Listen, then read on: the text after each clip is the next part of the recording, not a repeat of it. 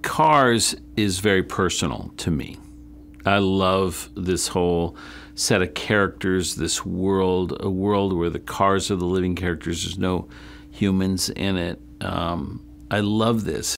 Brian Fee came to work for us at Pixar starting on Cars. So it's been perfect to have him step into the director's chair on this. And the reason why he's directing Cars 3 is he is an incredible storyteller. He really understands the heart and the soul of a character. And with Cars 3, we started out from the very beginning wanting to make this a deeper, more soulful movie, to kind of go back to the emotion that we found in the first Cars. And we thought it was perfect at this point in time in Lightning McQueen's career, when he is been a champion for a few years, and what happens to him as a new, young, hotshot, unbelievably talented rookies come in. And I thought this would be a great story for Brian to direct. I got my start at Pixar as a story assistant on the Cars 1. I was hired to, I always had an art background, and I was hired to help the story artists actually get their work done. So they would draw the important parts of the picture, the parts that are changing for their storyboards, and I would come in and just fill in the background and anything that helped them stay on schedule. But while I was there, I was able to work very closely with John Lasseter and the late Joe Ranft. Both of those guys are, I consider great mentors of mine. So I got to know John, and I got to know the franchise pretty well, and stayed on through Cars 1, worked on, again with John on Cars 2. And now I'm fortunate enough and honored to be here directing Cars 3. It wasn't very long after Cars 2 ended that we began talking about what we would do for another film. And early on, we knew we wanted to get back to a story about Lightning McQueen. We really wanted to get back to the hero's journey, the hero's transformation, where you go from when you're the top, when you're the best of your game. That's something we latched onto early. But we also had a lot of interest in going back and looking at where Doc came from and who Doc would have run with back in the day. He was this great figure that was Paul Newman and Doc Hudson all in one. And sadly, he passed away after the first Cars film. And we touched on it very little in Cars 2, but there was so much more we wanted to tell. And early on, I think when we started getting into this film, I knew, wow, this is really going to be a good opportunity for a few reasons. One, I think if anybody loved the first Cars for the heart and the relationship of characters, this film has that really in spades. It goes so much further in this movie. If you had an interest in Doc and McQueen's relationship, again, we get to go a lot further this time. So that was exciting to me. So the crash was always a very integral ingredient that we needed in our Act 1 to really propel Lightning throughout the rest of the movie. We enter into Cars 3 with Lightning at the top of his game. He's untouchable, he's a champion. It's not about winning for him anymore, it's just about racing, but he's still winning quite a bit, and he's having a really good time on the track. In the beginning, Lightning McQueen is doing what he always does. He's racing and winning, and then all of a sudden he is not doing that. And there's a new generation of young racers that are kind of nipping at his heels, or more than nipping at his heels. They're beating him. And so it forces Lightning McQueen to try some new training methods and dig deep and see if he still has what it takes to be a champion. Well, I've thought long and hard about it, done a lot of soul searching and considered all the options, and I've finally decided.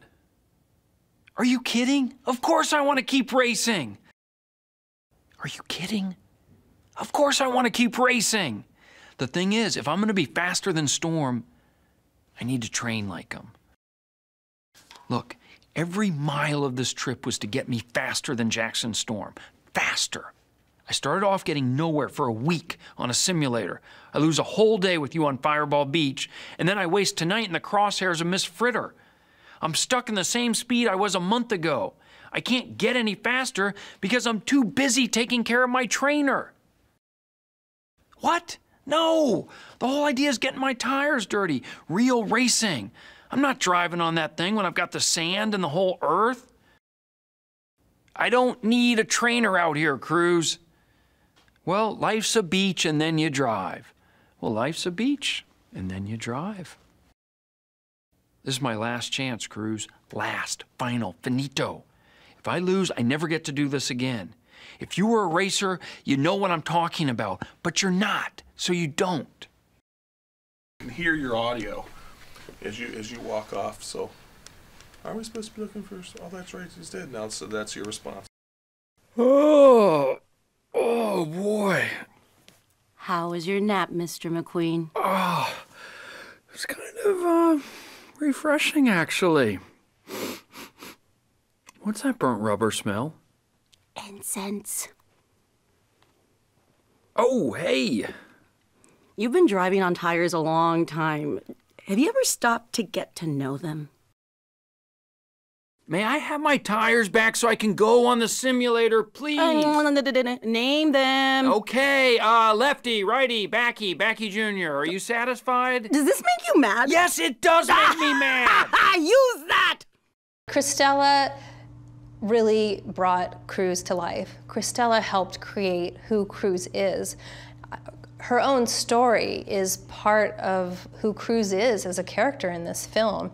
And I think that really lends a lot of authenticity to some of those moments when she's really speaking from the heart in a true, deep way about what she's feeling and where she's coming from. Cristela also has an incredible positivity. I think that's one of the things that's really appealing about Cruz when we first meet her. She's so energetic. She wants to help these racers. She's a great trainer. And Cristela has that incredible positive energy. I mean, if you've heard her laugh, it's just infectious. It's so vibrant. Anyway, it was wonderful to get to know Cristela over the course of filming this project.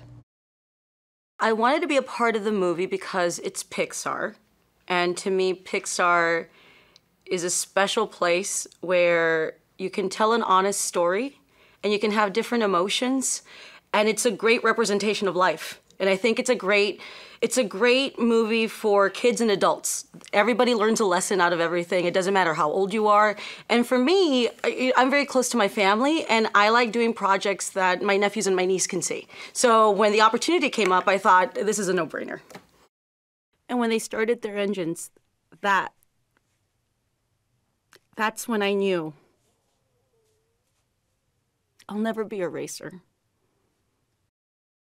You can look in his eyes and see that he's nervous. Today's your day, Mr. McQueen. I can feel it.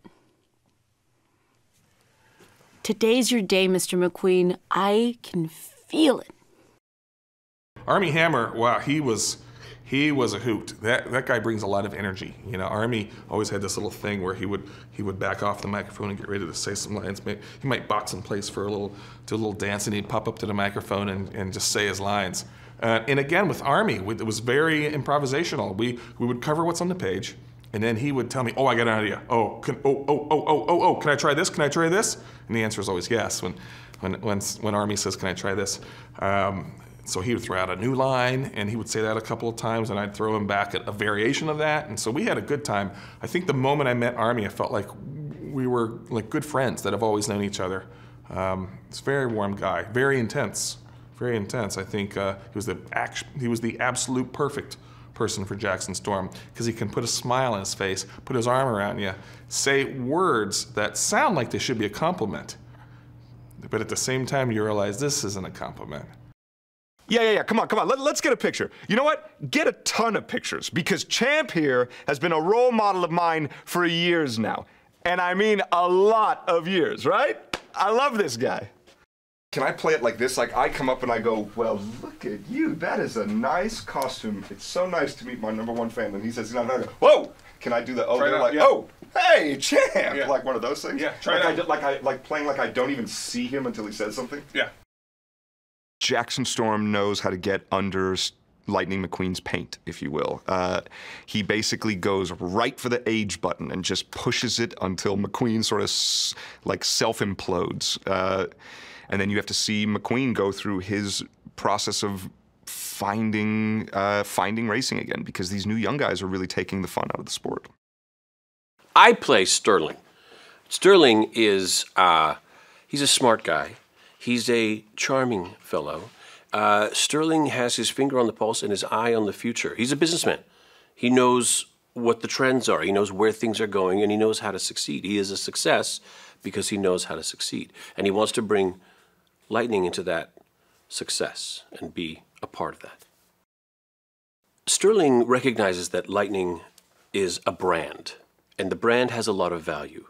And Lightning is a winner, and he wants to pull Lightning out of the racing while he's a winner to protect the brand and to protect Lightning McQueen. I mean, it's all for the good of everyone, really. He'll make money. He remains a success. The brand is protected. McQueen remains a winner, but McQueen is not ready to stop racing. I'm such a huge fan of the Cars franchise, and quite honestly, a fan of everything that Disney Pixar does. But the Cars franchise is so special, so wholesome and beautiful and meaningful, and I just leapt at the opportunity to be a part of this family. More changes ahead, chick. Every week, we've seen veteran racers either retire, like Cal Weathers tonight, or fired to make room for these younger, faster racers. And it's not over yet. Lightning McQueen is trying to learn a new way to race. And Cruz takes him to a racetrack to help him, to work on his technique. And unbeknownst to him, it's a demolition derby. Now, for people who don't understand demolition derbies, what that basically, and I do, just to be clear, I grew up where people go to demolition derby. I loved demolition derby as a kid. Loved it, right up until I was easily 13 years old. When there are cars smashing into each other and, on purpose, slamming into each other, trying to drive each other off the track. I mean, listen, it's football with cars. Who could hate that? So loved it. And so McQueen has no clue. And then out comes Ms. Fritter. And he's the new guy. He's the new guy! You about to feel the wrath of the Lower Belleville County Unified School District! Hamilton here. Go a little bigger. Hamilton here. Okay, great. Hamilton here. We'll go to the next. 197. 197. 197. Okay, great. Randy Newman is back as our composer, who did Cars 1. He's also done the Toy Story movies and the Monsters movies. He's amazing. We just finished scoring with him, and 110-piece orchestra. And he's so funny in the room, and the orchestra just loves him. And even at the end, what's interesting about Randy too is that he has the whole orchestra together, which some composers just do strings one day and they do horns another day and whatever. And he has the whole orchestra together. And at the end of the session on Monday last week, they literally gave him a rousing standing ovation, and it was just very moving and some of the cues that he's come up with are so classic Randy Newman, soulful and sweet, and just, oh my gosh. And then Randy's also great, as John Lasseter would say, is because he can also do the funny stuff and make sure the jokes land.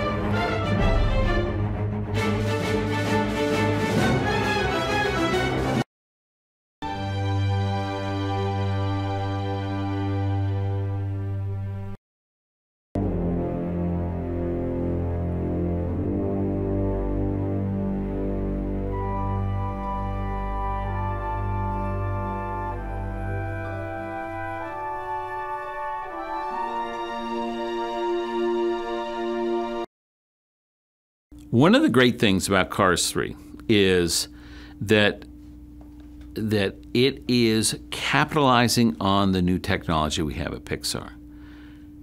Oh my goodness, the way that we can render things to make it look more and more realistic is so much better than it was back in 2006 when we did Cars 1.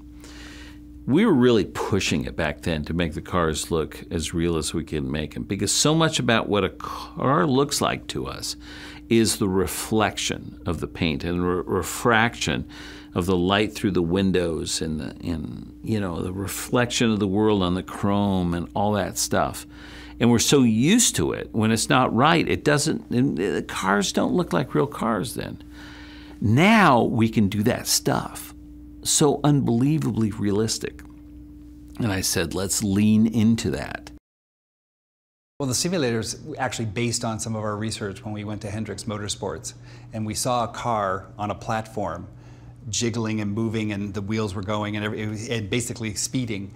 And one of our consultants and friends, Reher, looked over and said, "Is that Talladega?" And he knew from the way the car was bouncing and moving that it was what racetrack it was coming from. That's how amazingly precise the talent that is NASCAR brings to the training. So we do a lot of research. We try to find out how, say for instance, car paint is going to react to sunlight or in like nightlight. We have samples of car paint. We figure out how it was all put down together, or how it was all put together. We also have done things like gone to demolition derbies to kind of experience like what it's like to be in the crowd of demolition derby. We weren't actually driving the cars, but we were kind of just there to make sure we understand what the world is like. We also sent like our sets team, that's the people responsible for our environments. They went out to go explore various tracks. It's kind of funny, they go to a track and the people who own the track will kind of show it around. They'll be all excited to have Pixar come and see it. And the Pixar folks will come and they'll start taking pictures of, like, say, the ground, or they'll start taking pictures of, like, paint chips or tire marbles. And they're like, aren't you looking at the whole track? And no, we're really excited about, like, just what the ground looks like or what this particular wall looks like. It's kind of an unusual thing. So the cars are on a lot of different types of roadways and ground. They're often on the track, which is asphalt or concrete. You'll also see them on the beach, which is sand, and you'll see them in the Crazy 8, which is when they're in mud. The sand and mud are actually a lot harder for us, and the cars actually react very differently when they're on this surface.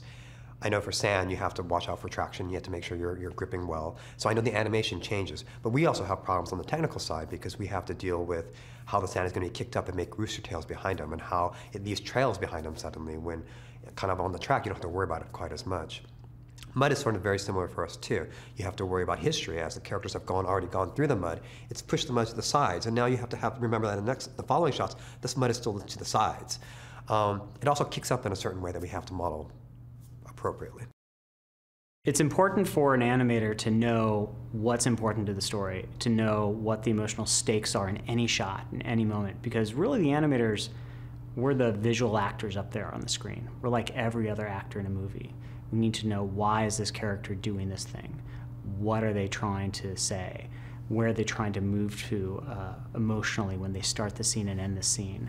Because our work is going to be up there on the screen, and we want you as an audience to feel something. And we don't want you to sit there and look at it as a car acting. We just want you to look at it as a character that's really emoting. So if you, in a way, kind of forget that it's a car, and you really relate to it as a character, then we're doing our job.